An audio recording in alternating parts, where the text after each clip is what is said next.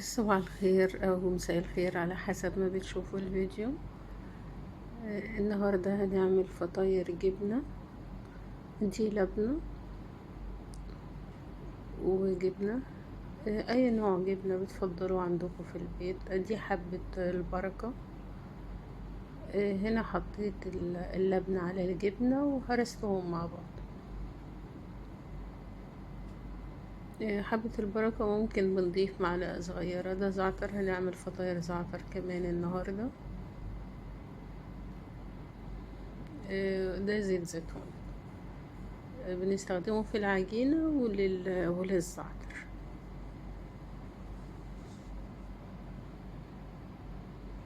الزعتر ده أنا مزود عليه سمسم من عندي، يعني بشتريه جاهز كيس وبحط عليه كم معلقة سمسم زيادة. دي الخميرة الفورية. هنستخدم معلقتين كبار منهم وحليب، تقريبا كوباية، وبنزيد كوباية مية أو حسب احتياج العجينة للسوائل.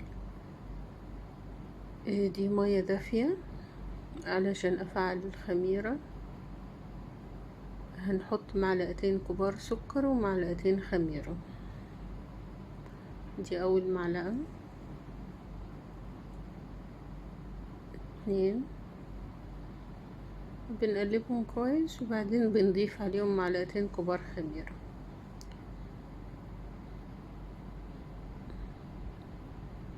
بس المية ضروري تكون دافية مش سخنة، علشان في المرحلة دي المية كانت سخنة شوية، ما تفعلتش معايا الخميرة. دي معلقتين الخميرة ما تفعلتش الخميرة في المرحلة دي، فاضطريت اعمل خميرة تانية. بس دي طبعا استخدمتها برضو، بس بعد ما فعلت جزء تاني هتشوفوه كمان دلوقتي معايا في الفيديو. السبب كانت المياه سخنة، يعني سنة زيادة.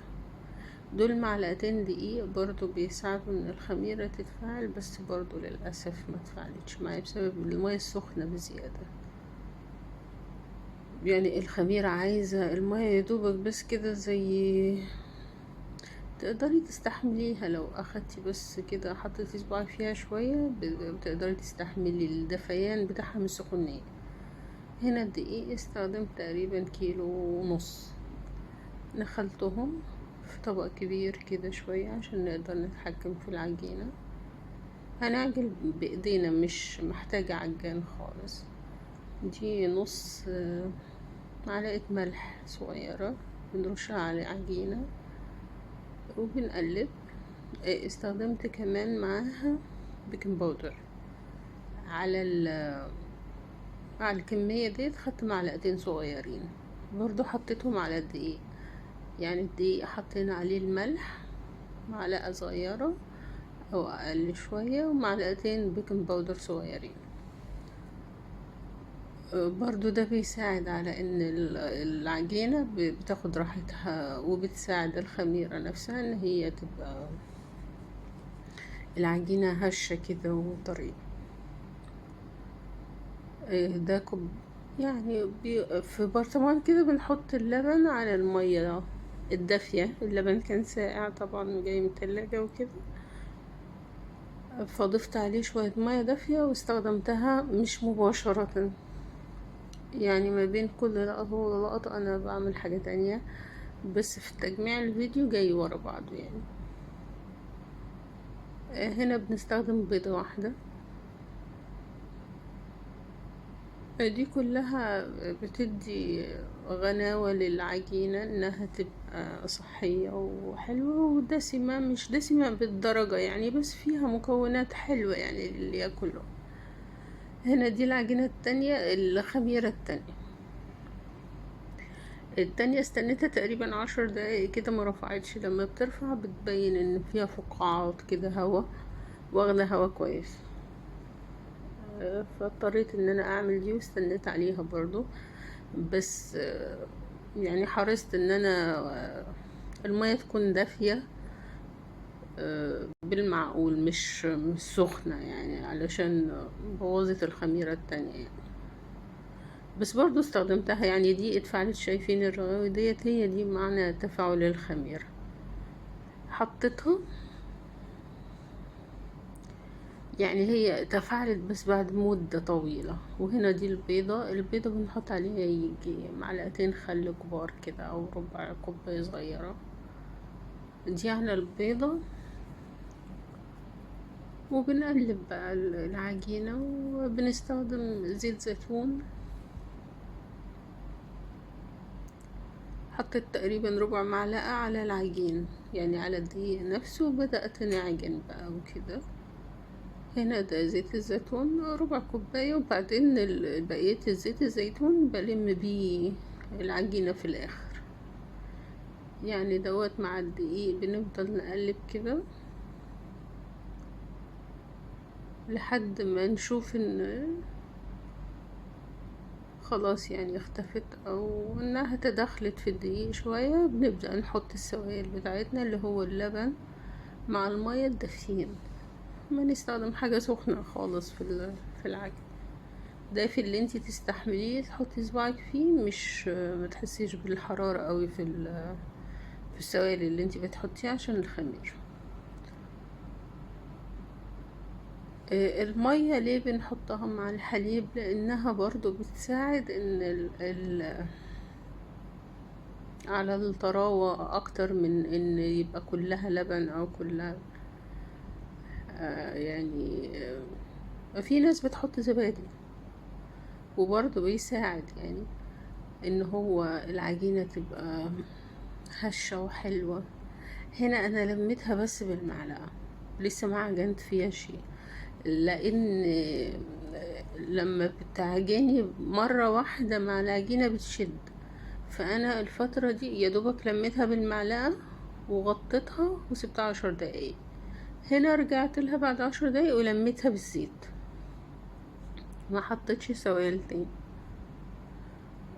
هنا بقول لكم ان انا حطيتها بعد ما لميتها وبسيبها تقريبا 35 دقيقة. هنا هنعمل بقى الحشوة.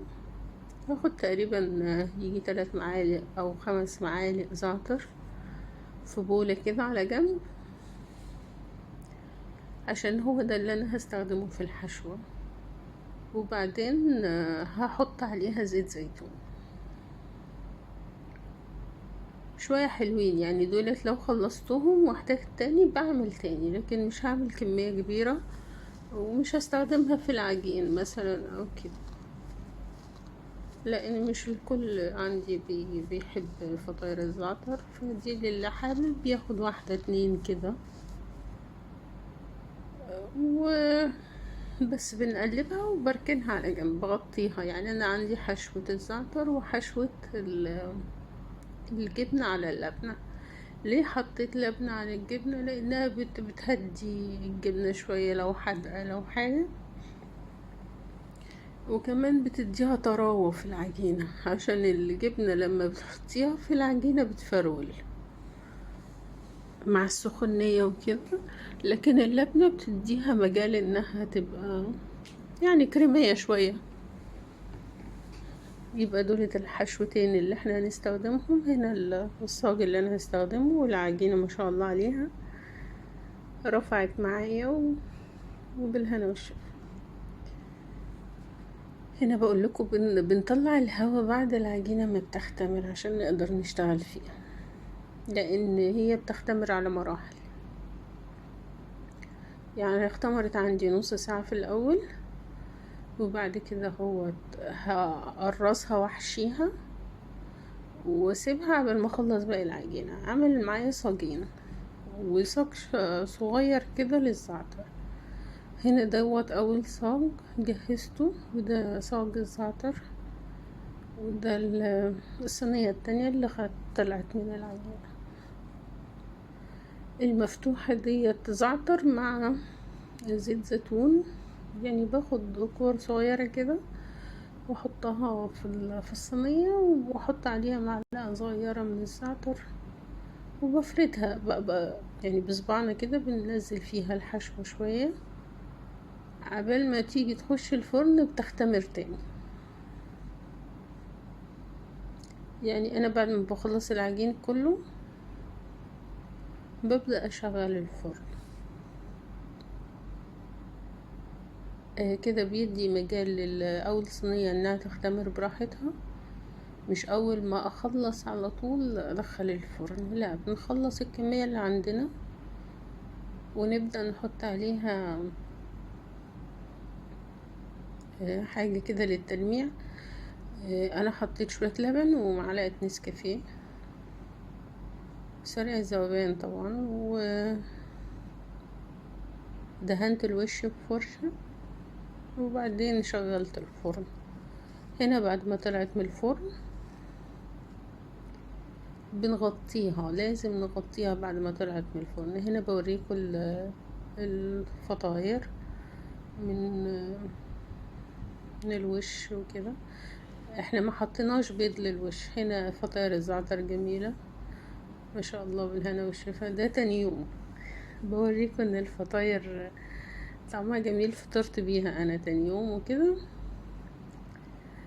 بقول لكم دي الجبنة حلوة هشة. ده تاني يوم مش اول يوم. اول يوم كانت جميلة وسخنة وحلوة. ده اللي فيها تحت دوت ده زعتر. بوريكم انها جميلة وطرية بالهنا والشفا، وتعيشوا وتعملوا لولاد كل حاجة حلوة. نشوفكم بخير ان شاء الله في فيديو تاني، ولو عجبكم الفيديو حطوا لي لايك وشير واشتراك في القناة. شكرا، بألف هنا.